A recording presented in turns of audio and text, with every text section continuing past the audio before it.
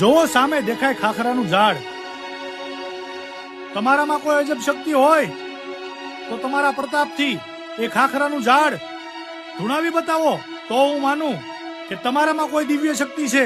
તમે જગદંબા પોતે છો અને તમે મામડિયા ચારણના ઘરે અવતાર ધારણ કર્યો છે, તો હું તમારા ચરણોમાં મસ્તક નમાવીશ.